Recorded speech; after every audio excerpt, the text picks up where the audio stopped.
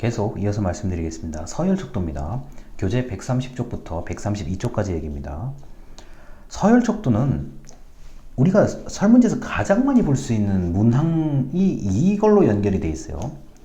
특정한 속성 정도에 따라서 일단 범주와 나누고 그것을 배열한 겁니다.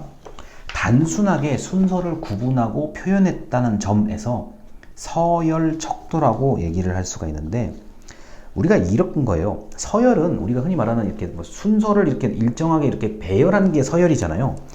자, 단순하게 여기서부터 여기까지, 보통 극단에서 극단까지 단순하게 배열했다는 의미가 서열척도라고 보시면 되겠습니다. 자, 제가 강의 자료 예를 적어놨어요. 자, 당신은 학교 생활에 얼마나 만족하십니까? 그 답변, 그 밑에 보기가 이런 거죠. 1번 매우 불만족, 2번 자 다소 불만족, 3번 보통이다, 4번 다소 만족, 5번 매우 만족. 이러한 형태의 척도가 서열척도라고 합니다. 자, 근데 이제 이게 중요해요. 매우 불만족과, 그러니까 매우 불만족과 다소 불만족, 그 다음에 다소 만족과 매우 불만족, 매우 만족이요. 죄송합니다. 매우, 자, 다시 얘기할게요. 매우 불만족과 다소 불만족, 그리고 다소 만족과 매우 만족, 요 사이에 이 간격 있죠? 이 간격이 같다는 의미는 아니에요. 자, 다시 말씀드립니다. 서열, 순서는 이렇게 나열되어 있는데, 그 나열된 순서끼리, 그러니까 보기끼리 1번과 2번, 2번과 3번, 3번과 4번, 4번과 5번, 그것끼리 같은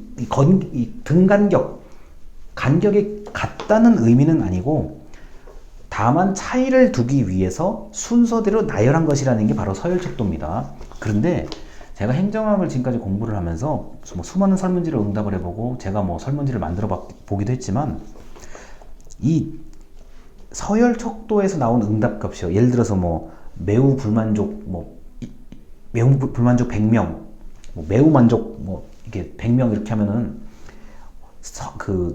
평균값을 제시를 하는 경우들이 많아요. 보통 평균값이 3번 보통이다 해서 왔다 갔다 하거든요. 3번 3.5 아니면 2.5 이렇게 왔다 갔다 하거든요.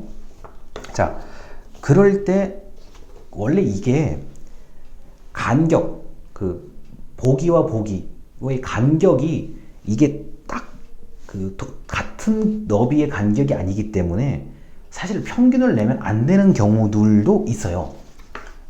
평균값, 다시 말해서 평균값을 적용하기 어려운 경우들도 있는데, 제가 행정학을 지금까지 전공한 결과 어느 정도 평균값을 좀 그냥 적용을 해서 보려고 하시는 분들이 많더라고요. 특히나 이런 거요. 학교 생활에 얼마나 만족하십니까?에 대해서 이 5점 척도요. 이게 지금 5개의 척도니까요. 1번 매우 불만족부터 5번 매우 만족까지 이 5개의 척도, 5점 척도입니다. 보통 3.5 막 이렇게 중간값을 이렇게 나와요. 자, 그래서 누군가 물어보죠. 야, 그래서 지금 네가 연구한 결과는 학생들이 학교 생활에 대해서 얼마나 만족한다고 나왔니? 네, 평균값이 3점입니다. 이렇게 대답을 해요. 또 연구 조사하시는 분들이요. 그래서 이 서열척도부터는 엄격한 의미의 평균값은 아니지만 어느 정도의 평균값을 가지고 좀 이렇게 조사 연구 보고를 하는 경우들이 많더라고요. 그래서 이 서열척도는 원래 단순하게 순서를 구분하고 이렇게 나열되어 있는 걸 말을 하는데, 행정학 영역에서 제가 현재까지 조사 연구를 받아보고 해본 결과에 따르면 평균값에 대한 인식을 좀 하는 경우들이 많고요. 그 다음에 이제 하나가, 제가 이걸 얘기 드리고 싶어요. 저는 이 평균값도 중요하지만 최빈값이요. 그러니까 얼마나 많은 빈도수가 나왔느냐를 저는 중요하게 생각하는 사람이거든요. 자, 이런 겁니다.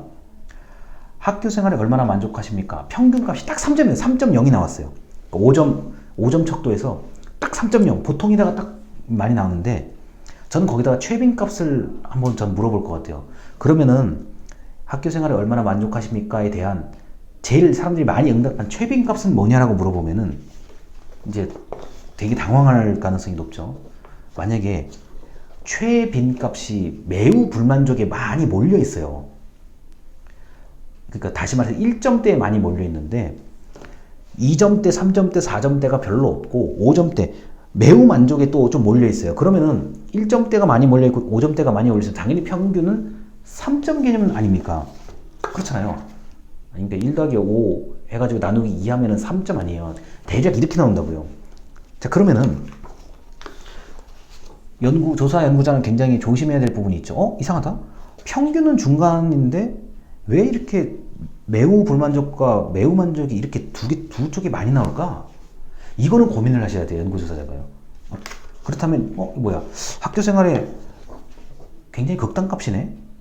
왜 불만족하는 애들이 이렇게 몰려있고 왜 만족하는 이렇게 몰려있지? 뭐 때문에 이럴까? 이걸 가지고 한 번쯤 더 깊이 있게 연구조사를 할 필요가 있죠. 근데 안타깝게도 뭐 그런 경우보다는 보통 이렇게 중간값에 3점값에 이렇게 쭉 평균값에 몰려있는 경우들이 많습니다. 그런데 제가 이제 이 얘기를 해드리는 이유는 서열척도가 뭐 어떤 분들은 서열척도를 그렇게 뭐 크게 뭐 이렇게 중요하지 않게 얘기하시는 분들이 간혹 계신데 그렇진 않아요. 그 서열척도로 돼 있는 이 각각의 설문항들 하나하나씩을 굉장히 의미 있게 봐야 되는 경우들이 있어요. 예를 들어서 뭐 설문항 20개인데 다 뭐 매우 만족쯤으로 가다가 뭐 한 17번, 18번쯤 문항에서 좀 뭐 이렇게 보통이다 아니면은 다소 불만족이다 이런 쪽으로 가 있는 문항들이 있을 수가 있어요.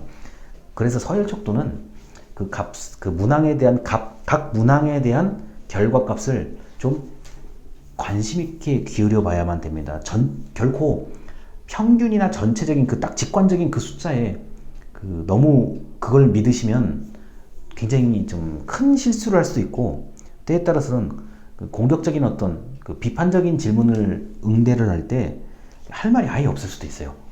그건 다 제가 이미 직간접적인 경험이기 때문에 꼭 여러분들도 만약에 조사를 하시거나 연구를 하실 때 또는 중요한 어떤 연구조사에 대한 내용을 들으실 때, 청취를 할 때 이런 걸 좀 알고 물어봐야 좀 그래도 서로가 좀 건설적인 더 나은 연구조사를 할 수 있습니다. 만약에 너무 모르고 물어보면 좀 창피해요, 이 부분은. 자, 그래서 서열척도까지를 말씀을 드렸습니다. 감사합니다.